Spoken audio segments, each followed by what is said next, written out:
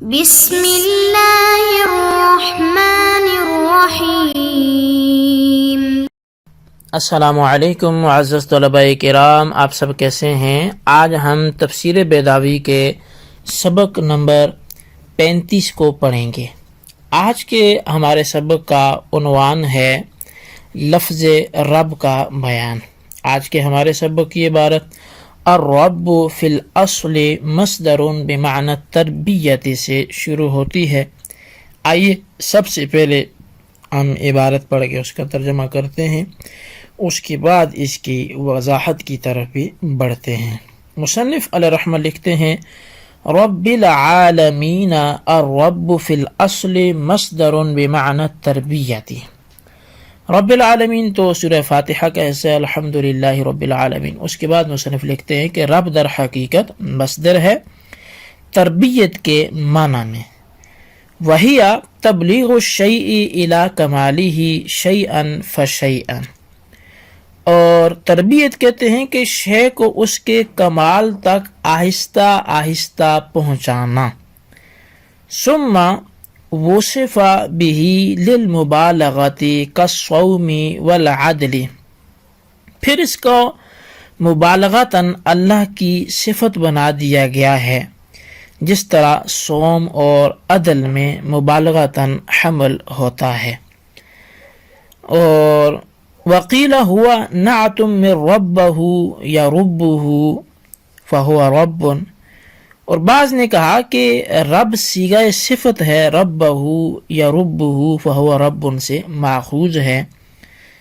جیسا کہ قول کا نم ینم فہو نم، جیسا کہ آپ کا قول نم ینم فہو نم ہے۔ ثم سمی بہ المالک لأنہ یحفظ ما یملکہ ویربیہ،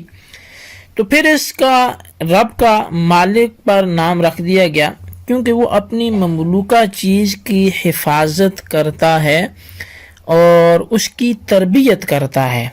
ولا یطلق علی غیرہ تعالی الا مقیدا، اور لفظ رب کے اطلاق غیر اللہ پر صرف اضافت سے ہو سکتا ہے،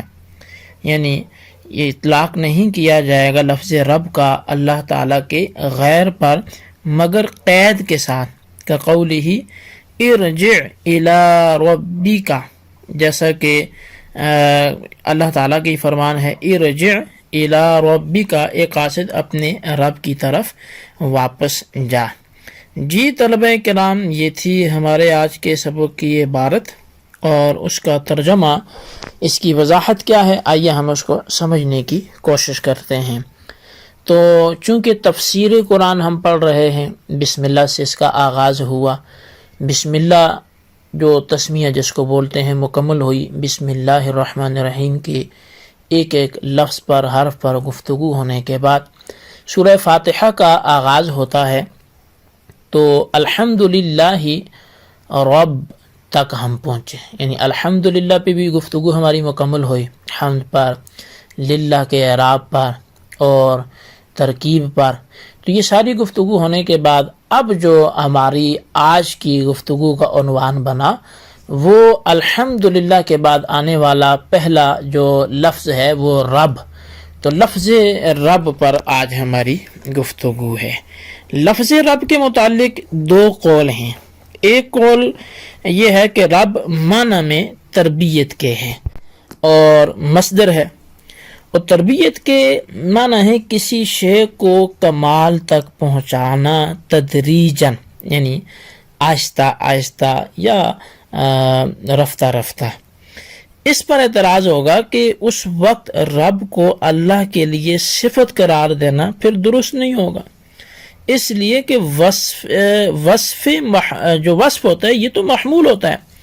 موصوف پر، یعنی وصف کا حمل کس پہ ہوگا؟ موصوف پر ہوگا، اور لفظ رب مصدر ہے اور لفظ اللہ علم ذاتی ہے،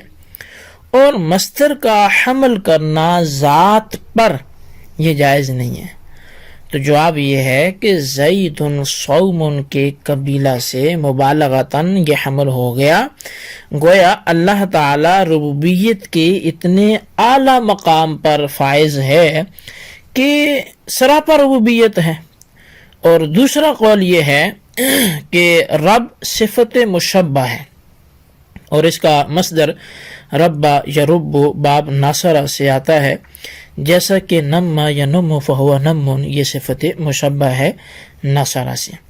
کیونکہ باب ناصرہ سے صفت مشبہ کا آنا نادر تھا، کم یاب تھا، ایسا نہیں ہوتا، اس لیے ایک نظیر بیان کر دی نما کے ذریعے۔ اور یہ نم الحدیث بولا جاتا ہے جب کہ کوئی شخص بات کو علی وجہ الافساد پھیلا دیتا ہے، جس کا ترجمہ سخن چینی چغل خوری ہے۔ اس پر بھی ایک اشکال وارد ہوتا ہے، اور وہ یہ ہے کہ ربا یا رب ناصرہ سے متعدی ہے، اور صفت مشبہ جو ہے متعدی سے تو آتا ہی نہیں ہے، لہٰذا اب صفت مشبہ یہ کیسے ہوگا؟ تو اس کا جواب یہ ہے کہ اس کو بمنزلہ فعل طبعی مان کر کرما کی طرف منتقل کر لیا گیا ہے، اور باب کرما لازم آتا ہے، لہٰذا اب صفت مشبہ کا مشتق کرنا درست ہو گیا۔ مالک کو بھی رب کہا جاتا ہے اس لیے کہ وہ بھی اپنی مملوکہ شے کی تربیت اور حفاظت کرتا ہے، اور لفظ رب ذات باری تعالیٰ کے ساتھ مخصوص ہے، غیر کے اوپر اس کا اطلاق بغیر اضافت کے نہیں ہوتا، جیسے کہ قرآن کریم میں حضرت یوسف علیہ السلام کا وہ قول نقل کیا ہے جو انہوں نے بادشاہ مصر کے قاصد سے فرمایا تھا، ارجع الی ربک، یعنی اپنے رب یعنی آقا کے پاس واپس جاؤ۔ اور جیسے زلیخا کے مطالبے کے وقت حضرت یوسف علیہ السلام نے فرمایا تھا کہ وہ میرا رب ہے احسن مثوایا، اور انہ ربی کے الفاظ تھے، اور جیسے ان دو قیدیوں کو تعبیر خواب دیتے ہوئے بھی آپ نے فرمایا تھا کہ ان میں سے جو ایک ہے تو وہ اپنے رب کو شراب پہلاتا ہے، تو یعنی رب سے مراد بھی وہاں اپنا آقا تھا۔ تو دیکھو حضرت یوسف علیہ السلام نے رب کو مضاف بنا کر شاہ مصر کے لیے استعمال کیا، جس سے معلوم ہوا کہ رب کا استعمال اضافت کے ساتھ تو جائز ہے، بغیر اضافت کے کسی کے لیے اس کا اطلاق نہ ہوگا۔ اس لیے اگر ما سبق کے شرائع کو قرآن پاک میں بغیر نکیر کے بیان کیا جائے، یعنی سابقہ شریعتوں میں کسی بات کے انکار کے بغیر اگر اس کو ہمارے کلام الہی جو کتاب اللہ ہمارے پاس قرآن کریم کی صورت میں اس میں اگر کوئی ذکر آ جائے تو وہ ہمارے واسطے حجت ہوا کرتی ہے۔ بعض لوگوں کا یہ خیال ہے کہ مصنف جو کچھ بھی گفتگو کر رہے ہیں یہ لغت کے سلسلے میں ہے، لیکن شرعی نقطہ نظر سے لفظ رب کو مکلف کی طرف مضاف کر کے غیر اللہ کے لیے استعمال کرنا مکروہ ہے، لیکن غیر مکلف کی طرف اضافت کر کے استعمال کرنے میں کوئی مذائقہ نہیں ہے، جیسے رب و دار کہہ دیں، گھر کا رب، کیونکہ حضور علیہ السلام کے ارشاد مبارک ہے لا یقل احدکم اطعم ربک، جس کا ترجمہ یہ ہے کہ اپنے آقا کو کھانا کھلانے کے وقت اطعم ربک نہ کہو، یعنی اپنے رب کو کھانا کھلا دے۔ تو دیکھو نبی علیہ السلام نے کاف خطاب جو ذوی العقول کے لیے استعمال ہوتا ہے اس کی طرف مضاف کر کے غیر اللہ کے لیے لفظ رب کو استعمال کرنے سے منع فرمایا۔ اس موقع پر ایک اعتراض ہے، اعتراض یہ ہے کہ رب العالمین کو مکسور پڑھنے کی وجہ یہ ہے کہ اس کو اللہ کی صفت قرار دیا جائے، یعنی الحمدللہ میں چونکہ لفظ اللہ مکسور ہے لام جارہ کی وجہ سے، تو رب العالمین یہ اسی کی صفت ہو کر مکسور ہوگا،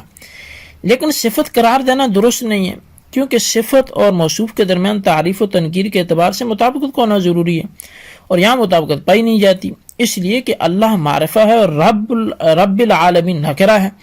اس لیے کہ رب صفت مشبہ اور اس کی اضافت عالمین کی طرف ہو رہی ہے، اور صفت کی اضافت جب معمول کی طرف ہو اس کو اضافت لفظی کہتے ہیں، اور اضافت لفظی مفید تعریف نہیں ہوتی بلکہ مفید تخفیف ہوتی ہے، یعنی مضاف اضافت لفظی کے بعد نکرہ ہی باقی رہتا ہے،